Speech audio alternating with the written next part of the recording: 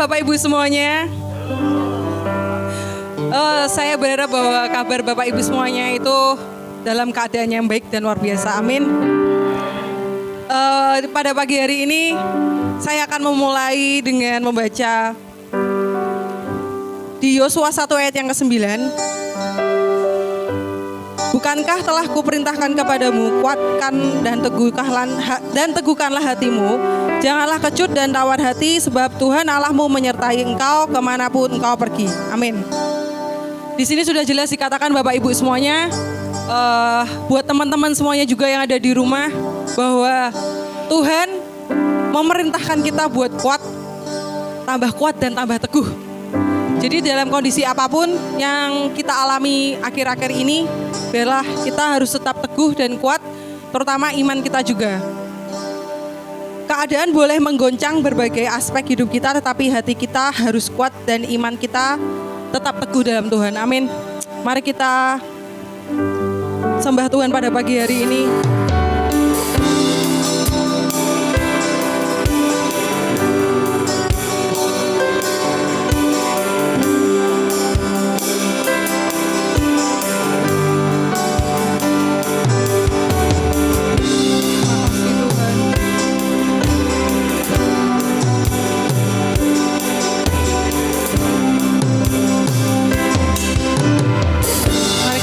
Bersama-sama. Kekuatan di jiwaku, ketenangan di batinku, ada dalam hadiratmu, ku menyembah.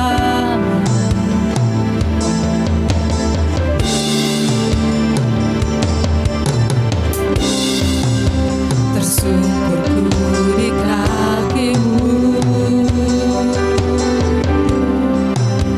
rasakan hadiratmu,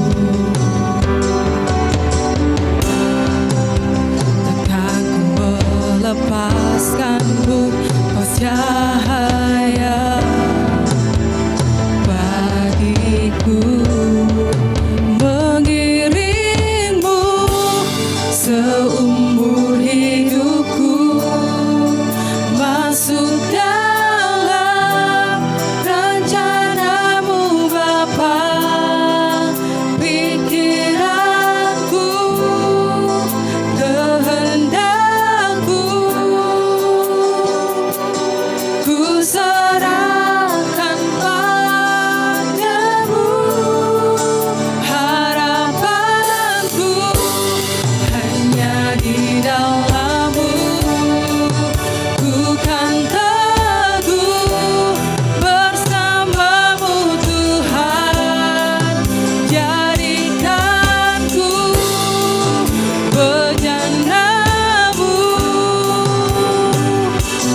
untuk memuliakan-Mu.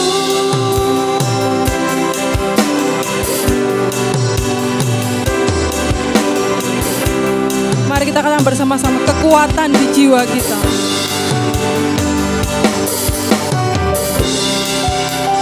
Kekuatan di jiwaku, ketenangan di batinku, ada dalam hadirat-Mu, ku menyembah.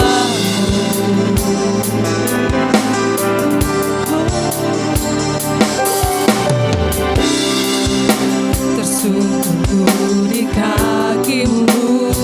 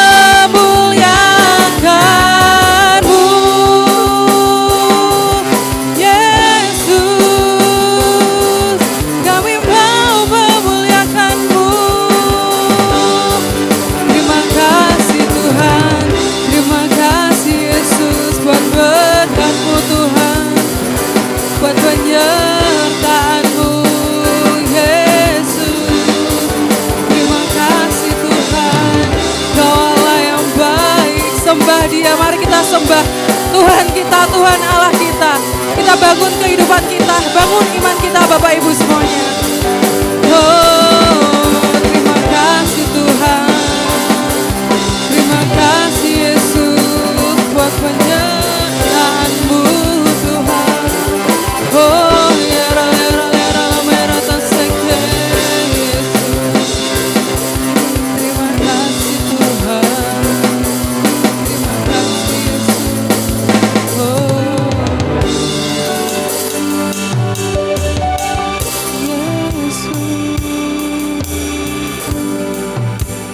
terima kasih Tuhan buat kebaikan-Mu Tuhan yang kami rasakan Tuhan.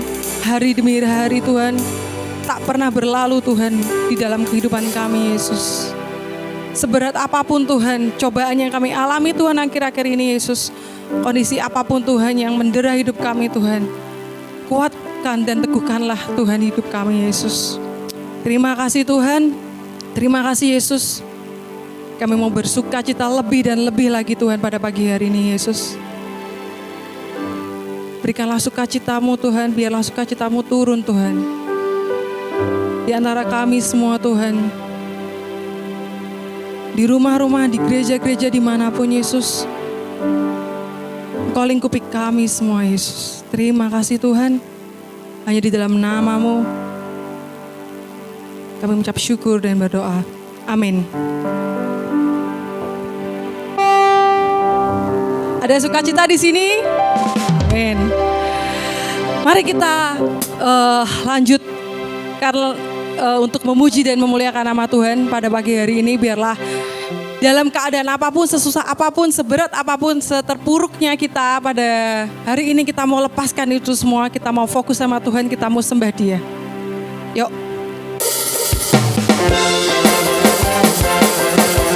Kita percaya bahwa Tuhan adalah Alfa dan Omega kita. Amin.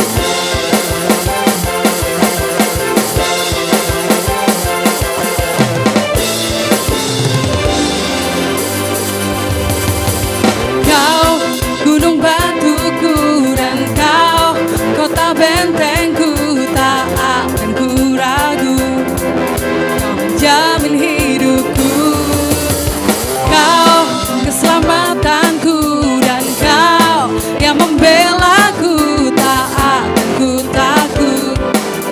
Sambut di dalamku, walau badai menerpa di dalam hidupku ini, namun tangan-Mu Tuhan mengangkatku tinggi. Kau Tuhan yang benar, tak pernah tinggalkan. Dahulu, sekarang, selamanya, janji-Mu tak berubah. Kau Alfa dan Omega, awal dan akhir. Semesta alam memuja Engkau Tuhan yang benar.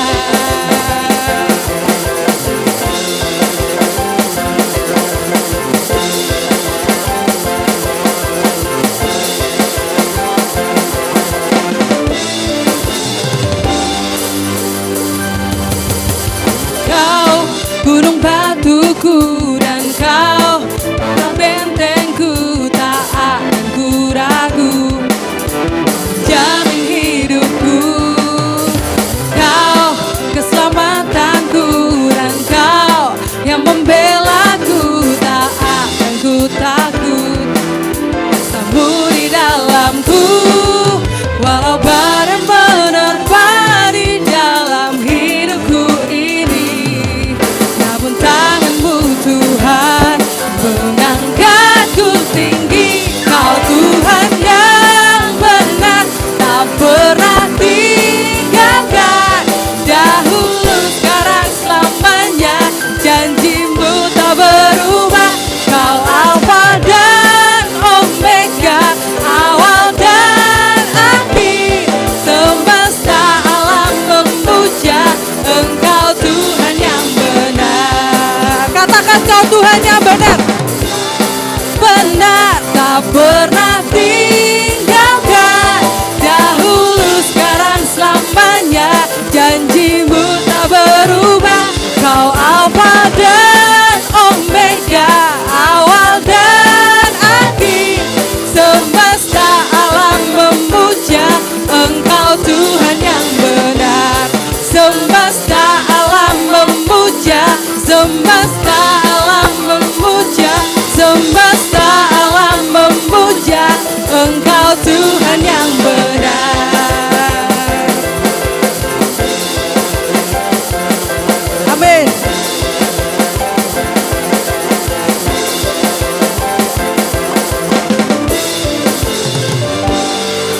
Puji Tuhan Bapak Ibu semuanya.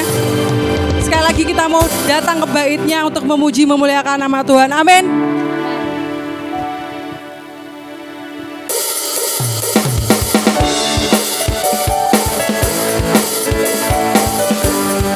Dimanapun kita berada, kita mau sembah Tuhan di tempat ini. Amin.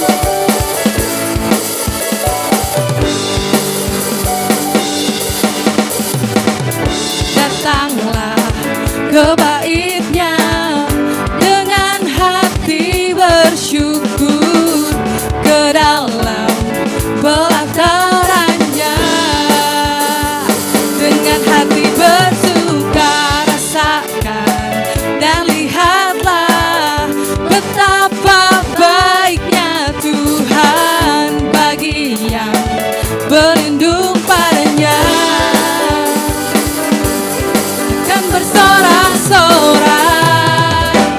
Akan bersorak-sorai, bersyukurlah kepada Tuhan, sebab Dia baik, bahwasanya untuk selamanya kasih setia-Nya. Bersyukurlah kepada Tuhan, sebab Dia baik, bahwasanya tuh selamanya kasih setia-Nya. Datanglah ke bait-Nya dengan hati bersyukur, ke dalam pelataran-Nya dengan hati bersuka. Rasakan dan lihatlah betapa baiknya Tuhan bagi yang berlindung padanya. Akan bersorak-sorai, akan bersorak-sorai, bersyukurlah kepada Tuhan, sebab Dia baik, bahwasanya untuk selamanya kasih setia-Nya. Bersyukurlah kepada Tuhan, sebab Dia baik, bahwasanya untuk selamanya kasih setia-Nya. Katakan bersyukurlah, bersyukurlah kepada Tuhan, sebab Dia baik, bahwasanya untuk selamanya kasih setia-Nya. Bersyukurlah kepada Tuhan, katakan Dia baik, sebab Dia baik, bahwasanya untuk selamanya kasih setia-Nya. Bahwasanya untuk selamanya, bahwasanya untuk selamanya, bahwasanya untuk selamanya kasih setia-Nya. Bersyukurlah, amin. Biarlah apapun keadaan kita, dimanapun kita berada, tetap hati kita tetap menaikkan rasa syukur kepada Tuhan. Mari kita siapkan tubuh, jiwa, dan roh kita untuk mendengar sebagian firman Tuhan pada pagi hari ini, untuk menguatkan hati yang mulai letih, hati yang mulai semangatnya pudar. Kita mau bangun lagi pada pagi hari ini.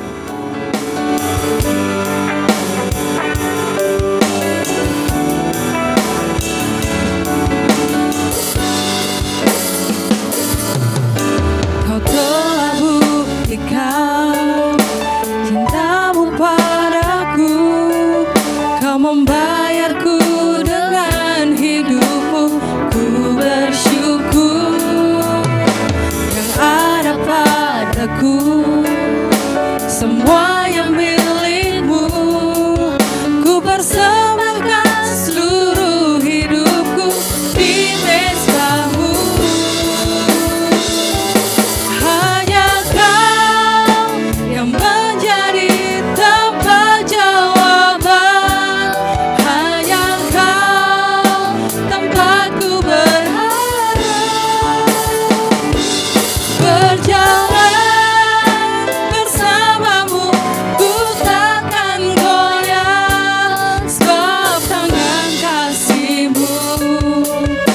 tersedia bagiku. Selamanya Kau ku cinta.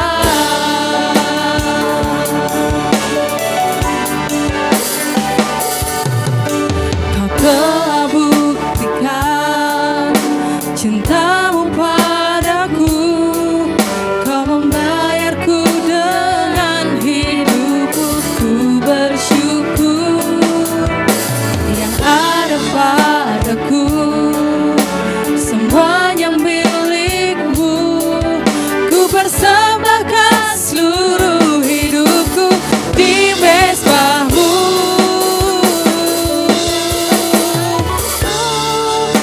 Yang menjadi tempat jawaban hanya Kau, tempatku berharap. Berjalan bersamamu, ku takkan goyah, sebab tangan kasih-Mu tersedia bagiku. Selamanya Kau ku cinta. Hanya Kau yang menjadi tempat jawaban. Hanya Kau tempatku berharap. Berjalan bersamamu, ku takkan goyah, sebab tangan kasih-Mu tersedia bagiku. Selamanya Kau ku cinta. Hanya Kau yang menjadi tempat jawaban. Hanya Kau tempatku berharap. Berjalan bersamamu, ku takkan goyah, sebab tangan kasih-Mu tersedia bagiku. Selamanya Kau ku cinta. Selamanya Kau ku cinta. Selamanya Kau ku cinta.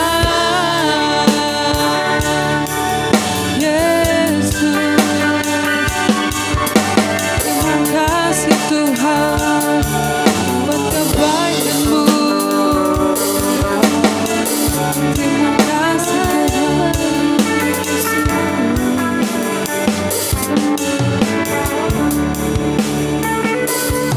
Terima kasih Yesus. Terima kasih Tuhan buat kebaikan-Mu Tuhan. Untuk sepanjang kehidupan kami Tuhan. Untuk jemaat-Mu Tuhan yang menonton video ini Yesus. Untuk jemaat-Mu Tuhan yang berada di sini Tuhan. Engkau lingkupi hidup mereka Yesus. Terima kasih Tuhan. Kami mau teguh Tuhan, kami tidak mau goyah Tuhan. Kami tidak mau gentar Tuhan menghadapi situasi ini Yesus. Kuatkan kami Tuhan. Siapkan hati kami untuk mendengar firman-Mu Tuhan pada pagi hari ini. Terima kasih Tuhan, terima kasih Yesus. Amin. Selamat pagi saudaraku yang dikasihi Tuhan, di mana saudara berada pada pagi hari ini. Kita sedang merayakan akan kenaikan Tuhan Yesus ke surga. Pagi ini kita mau belajar sebagian firman Tuhan tentang kenaikan Tuhan Yesus ke surga, di mana Yesus meninggalkan dunia dan Dia kembali kepada Bapa. Dan saudaraku yang dikasihi Tuhan, biasanya kalau kita ini ada orang yang pergi, ada satu hal yang perlu diperhatikan adalah pesan. Ketika saya masih kanak-kanak, ketika orang tua saya pergi nonton, selalu dia memberikan pesan. Mungkin tidak boleh main, atau mungkin harus belajar, dan lain sebagainya. Biasa pesan terakhir adalah pesan yang perlu kita perhatikan. Pagi ini kita akan melihat di dalam Kisah Para Rasul, Di pasal yang pertama, ayat yang ke-8. Pembincangan ini adalah ketika Yesus dan murid-muridnya di detik-detik terakhir sebelum dia naik ke surga. Tapi sebelum ayat yang ke-8 ada kisah di ayat yang ke-6 dan ke-7 dikatakan, maka bertanyalah mereka yang berkumpul di situ, Tuhan, maukah engkau pada masa ini memulihkan kerajaan bagi Israel? Ternyata situasi mungkin pada waktu itu di Israel karena dikuasai oleh kerajaan Romawi, mungkin tekanan dan lain sebagainya, murid-murid masih memiliki yang disebut dengan pengharapan Tuhan memulihkan akan kondisi daripada bangsa Israel. Tetapi Yesus menjawab dengan satu pertanyaan atau satu jawaban yang seperti ini. Jawabnya, engkau tidak perlu mengetahui masa dan waktunya yang ditetapkan Bapa sendiri menurut kuasanya. Dengan kata lain, hal yang itu tidak perlu diurusin. Ada sesuatu yang lebih penting. Atau mungkin dia ingin berkata bahwa tentang kondisi Israel itu urusan Bapa. Tapi ada bagian penting lebih daripada urusan sebuah kebebasan bangsa dan lain sebagainya. Apa yang dia katakan? Nah, inilah timbul di ayat yang ke-8. Kisah Rasul 1 ayat yang ke-8 saya akan bacakan buat saudara. Tetapi kamu akan menerima kuasa kalau Roh Kudus turun ke atas kamu, dan kamu akan menjadi saksiku di Yerusalem dan di seluruh Yudea dan Samaria dan sampai ke ujung bumi. Di ayat ke-9, sesudah ia mengatakan demikian, terangkatlah ia disaksikan oleh mereka dan awan menutupinya dari pandangan mereka. Setelah dia bicara tentang turunnya Roh Kudus, lalu dia terangkat ke surga, saudara. Saudara yang kasih Tuhan, kisah Roh Kudus ini pernah dibicarakan di pasal-pasal sebelumnya.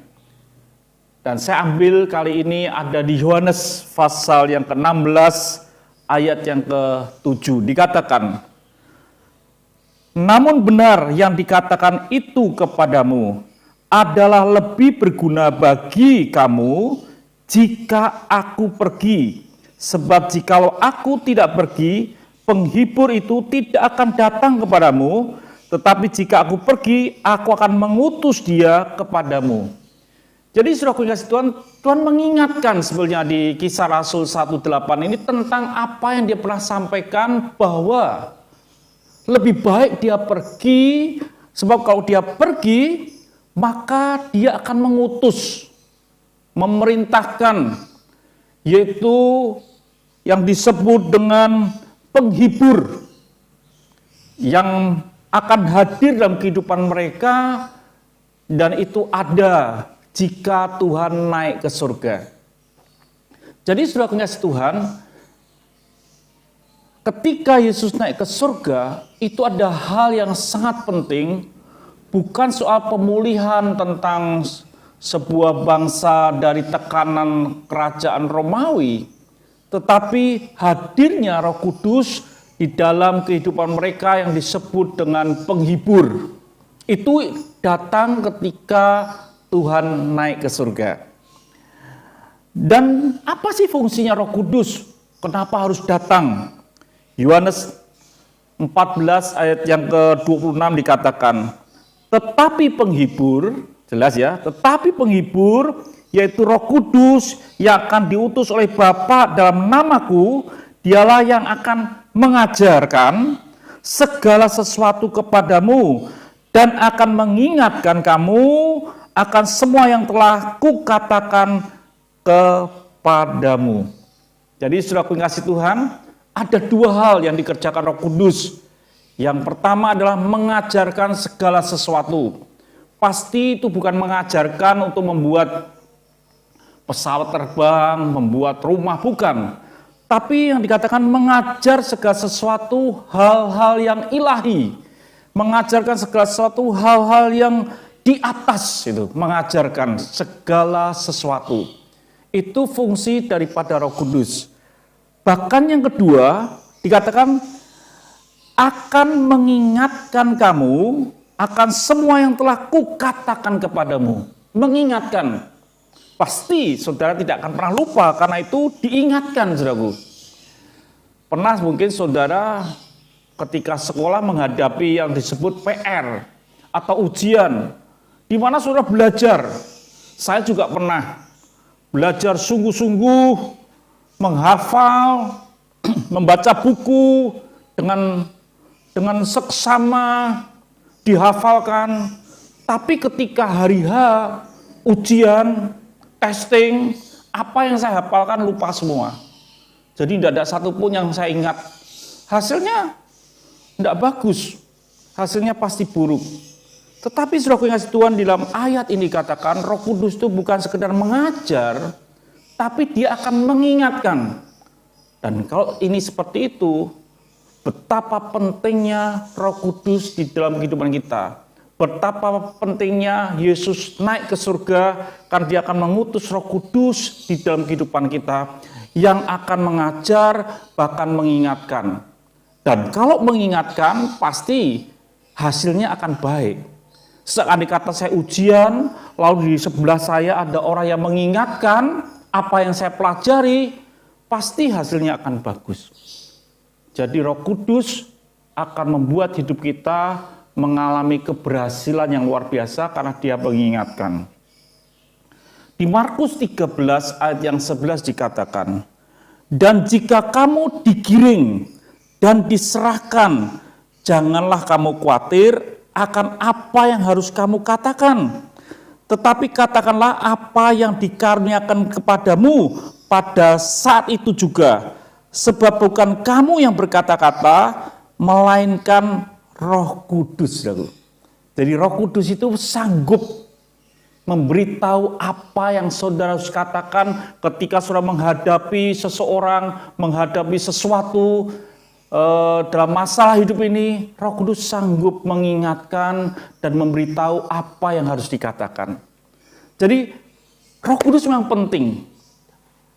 Naiknya Yesus ke surga itu sangat penting, supaya ada Roh Kudus di dalam kehidupan saudara dan saya.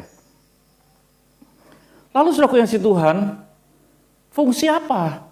Ketika sudah diingatkan, diajar, gunanya apa? Dalam Yohanes 15 ayat 26 dikatakan, jika penghibur yang akan kuutus dari Bapa datang, yaitu Roh kebenaran, yang keluar dari Bapa, ia akan bersaksi tentang aku. Hidup saudara ini akan menjadi saksi. Saksi tentang apa? Tentang Tuhan. Tentang Tuhan bersaksi. Ketemu orang bersaksi tentang Tuhan. Bukan bersaksi tentang kejahatan orang lain. Bukan bersaksi tentang keburukan orang lain. Bukan bersaksi tentang cerita drama Korea yang begitu luar biasa. Tetapi bersaksi tentang Tuhan. Tentang Yesus. Itu kalau Roh Kudus turun di dalam hidupmu, kalau engkau menerima akan Roh Kudus itu. Jadi saudara kasih Tuhan, perlu kita menerima Roh Kudus. Yesus naik ke surga untuk hal itu. Bukan sekedar dia menyediakan tempat bagi kita. Bukan sekedar membuktikan ada kehidupan setelah kematian. Tapi lebih penting ketika kita masih ada di muka bumi ini, saudara menjadi saksi Tuhan, menjadi saksinya Yesus Kristus.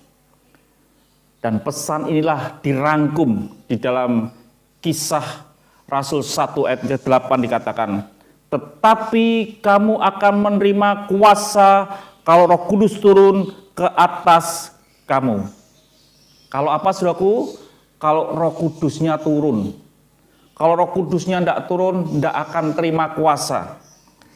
Syaratnya Roh Kudus turun dan saudara menerimanya. Kapan saudara kasih Tuhan Roh Kudus itu turun? Kalau Yesus naik ke surga. Roh Kudus akan turun. Itu saudaraku. Kalau Yesus naik ke surga, Roh Kudus akan turun di muka bumi ini. Jadi saudaraku, dampaknya saudaraku, yaitu kita akan menjadi saksi Tuhan. Turun dalam hidup kita. Dia akan menjadi saksi Tuhan. Kita mesti mengalami akan hal itu. Masalahnya saudaraku yang kasih Tuhan, apakah kita telah menerima saudaraku?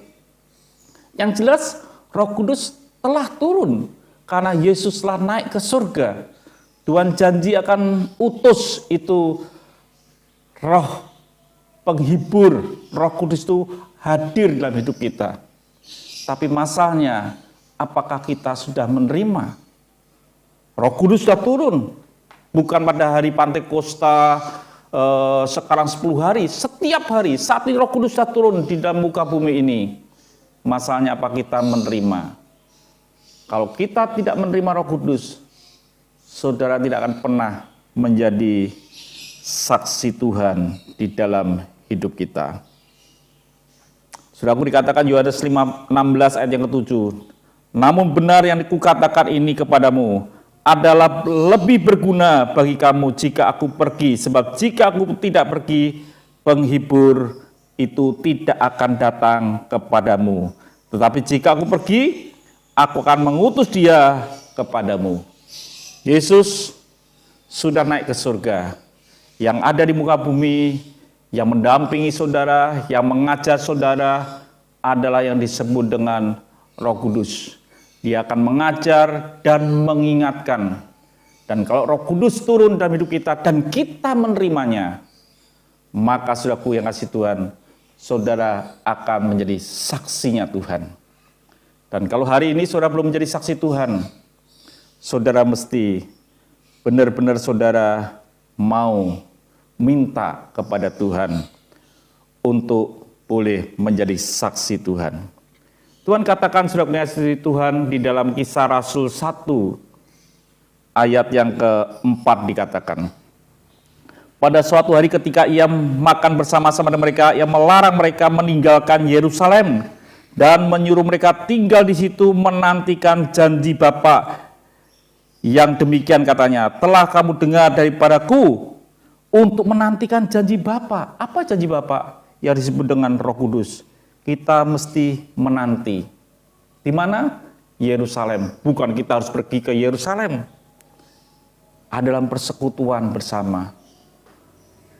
Dalam penyembahan dan doa-doa bersama. Kita minta pada Tuhan supaya Roh Kudus turun dalam hidup kita. Kalau Roh Kudus turun dalam hidup saudara dan saya, saudara akan menjadi sesuatu yang disebut dengan dinamit. Punya kuasa, dunamos, punya kuasa yang meledak. Saudara tidak akan hidup seperti biasa lagi. Karena saudara akan menjadi orang yang luar biasa. Karena Roh Kudus akan mengajar hidupmu. Roh Kudus akan mengingatkan engkau. Dan Roh Kudus akan menghibur engkau. Dan engkau akan menjadi saksi Tuhan di muka bumi ini. Engkau tidak akan takut dan gentar. Karena Roh Kudus akan memberi kekuatan. Jadi saudaraku kasih Tuhan di mana sudah berada pada pagi hari ini, di hari di mana kita merayakan kenaikan Isa Al-Masih, kenaikan Tuhan Yesus ke surga. Pesan pada pagi hari ini, terimalah Roh Kudus dalam hidupmu, supaya kau menjadi saksi Tuhan. Engkau akan menjadi orang yang luar biasa karena Roh Kudus akan mengajar hidupmu. Roh Kudus akan mengingatkan engkau. Roh Kudus akan membuat engkau menjadi manusia yang lain. Karena akan menjadi saksi Tuhan yang militan. Tuhan memberkati. Jangan takut dan gentar. Allah kita adalah Allah yang luar biasa. Roh Kudus ada di dalam kehidupanmu. Terimalah dia dan jadilah saksi Tuhan. Tuhan memberkati. Mari kita berdoa. Kami bersyukur untuk kemurahan Tuhan pada pagi hari ini. Mereka yang sanggup mendengar kebenaran firman Tuhan, bila mereka akan menjadi saksi Tuhan, bukan karena kekuatan sendiri, karena Roh Kudus ada di dalam kehidupan mereka. Terima kasih Bapa.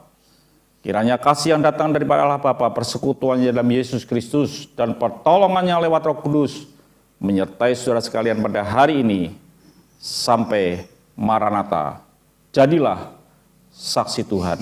Haleluya. Semua yang kita berkati berkata, amin. Tuhan memberkati. Mari Bapak Ibu semuanya, sebelum kita mengakhiri kebaktian kita pada pagi hari ini, kita mau pujikan pujian ini bersama-sama untuk mengamini setiap firman yang kita dengar pada pagi hari ini.